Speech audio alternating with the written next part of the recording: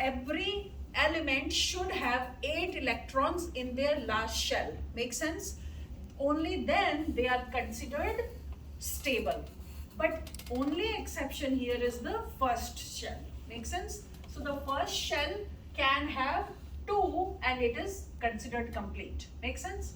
Now, according to the octet rule, first shell can have 2, but all other shells should have 8 electrons. Make sense? So let's talk about hydrogen. I said hydrogen has only 1, so you can't do anything about it. It is 1, it's kind of considered unstable. Now helium will have 2, so it's kind of okay because it has 2. Now lithium will have 3, so what will be its electron distribution? 2 in the first one, right? And 1 in the last shell. Beryllium would have 2 in the first and 2 in the last one. Boron will have 2 and 3. Carbon will have 2 and 4. Nitrogen will have 2 and 5. Oxygen will have 2 and 6. Make sense?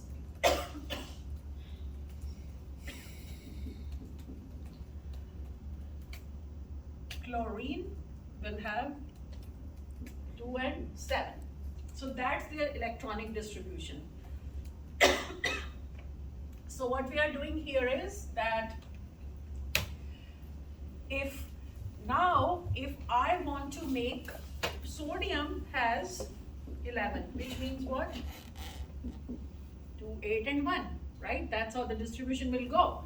So now if we see, in order for sodium, okay, to become stable, what can it do? It can do all these atoms. What can they do? They can do 2 things. Either they donate their electrons to the element which has only 1 electron in their last shell, like which needs only 1 electron in their last shell. Make sense? Like chlorine. Chlorine needs only 1. Make sense? So, or what they can do is they can share the pair of electrons. So when we talk about sharing, then that kind of bonding is called covalent bond, okay, or covalent bond formation. So hydrogen, as you know, has only 1 electron. So it will bond to another hydrogen atom and they both will share this pair of electron. So now it gets 2 in the first shell, which is what we want, which is the rule. In first shell, even if they have 2, they are good. Make sense? That's how you are able to form hydrogen molecule, H2. Make sense? 2 H's. Now, same thing can apply to oxygen. Oxygen has 6 in its outer electrons, right? So 1, 2 in its outer shell. 1, 2, 3, 4, 5, 6. It will join with other oxygen atom. They both have 6. In order to become stable, how many they both need? They need 2 more, right? They have 6 in their outermost shell. Look here, right? They need 2 more and they get 8, right? That's why they are going to share. This electron share is going to be shared with this one. This electron pair is going to be shared with this one. So now if you count 1, 2, 3, 4, 5, 6, 7, 8.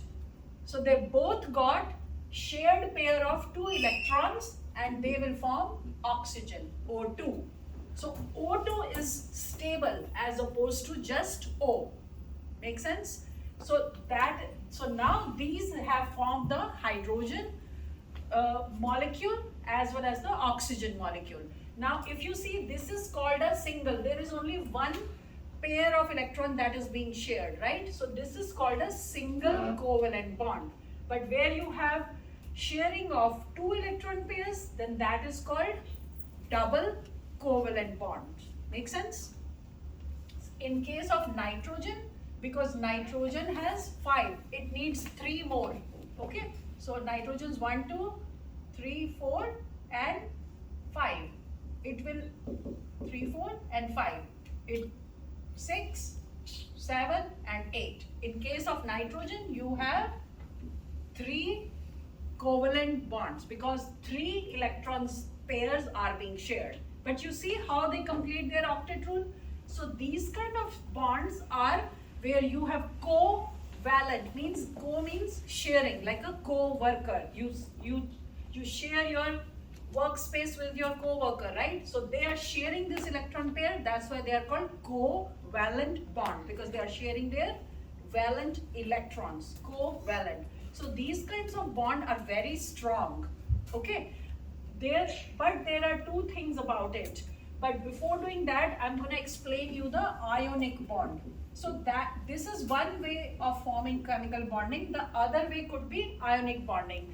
Ionic is when you form ions. What are ions? Ions means they have either 1 electron or 2 electrons, or however many, it can be more than 2 also, or more than 1. So ions are formed when they either have less electrons or they have more electrons, if the elements have less or more.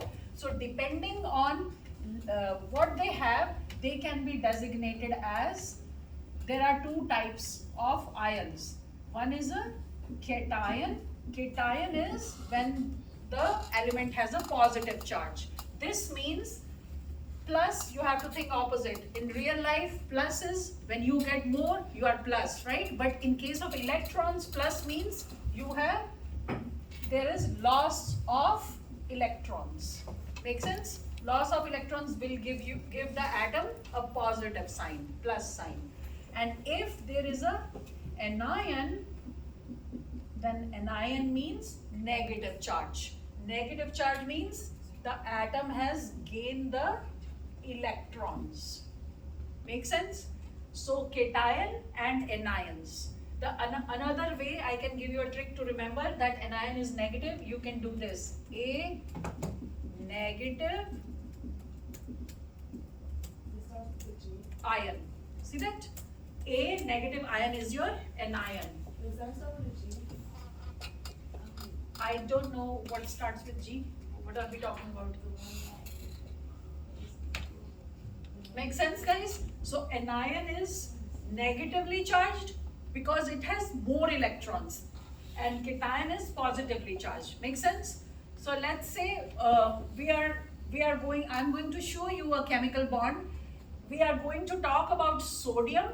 Now sodium, as you know, has 11 electronic number and its electron distribution is this, okay, 281. So sodium, if I draw sodium atom, it has 2 electrons in its first shell, okay, then it has 8 electrons in its second shell, 1, 2, 3, 4, 5, 6, 7, 8, okay. Then in the third shell, it has only 1 electron. You see that? 2, 8 and 1. Now if we look at chlorine, chlorine has this. This is sodium. Chlorine's atomic number is 17. Okay? So chlorine's electronic distribution will be 2, 8 and 7. Right? So chlorines will be like this. It has 2 electrons in the first shell. In the outermost shell, it has 8. Second shell, it has 8. 1, 2, 3, 4, 5, 6, 7, 8. And then extreme third will, it has 1, 2, 3, 4, 5, 6 and 7 here. You see that? So now what we can do here is, what do you think? What are the possibilities that can happen here? Sodium has 1 electron here, right?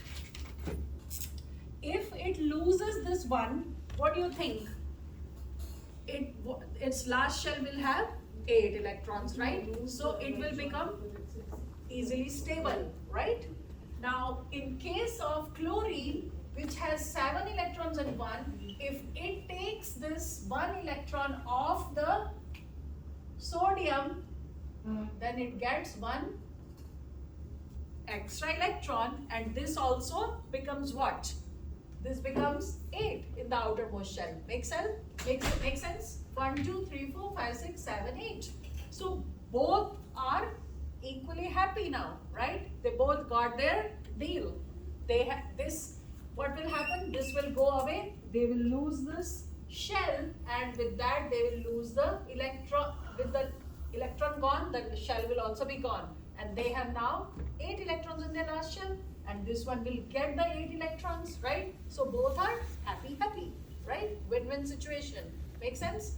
But what happened here is, because sodium lost this electrons, it is going to have a positive charge.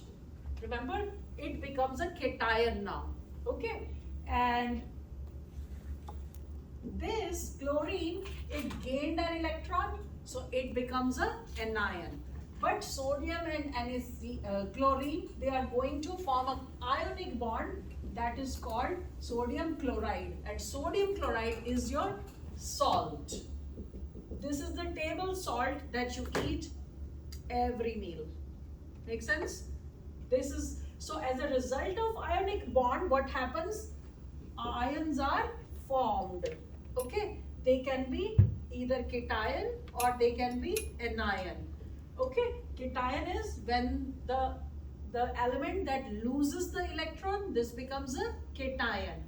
The element or atom that gains the electron becomes the anion.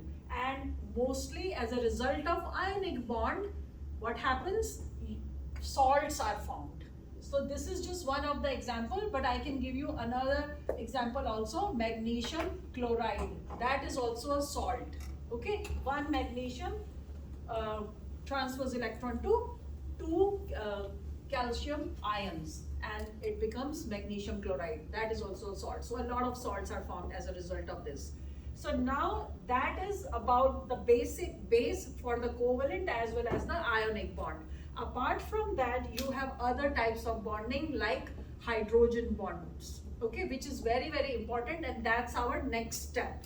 So if I take covalent bonding to the next step, you will see we will talk about water, okay, and in water you have hydrogen bonding, which is a weak kind of bonding, but when you have lots of those hydrogen bonds, then it becomes very, very strong bonding. Together they are strong, but individually hydrogen bonds are very weak interactions.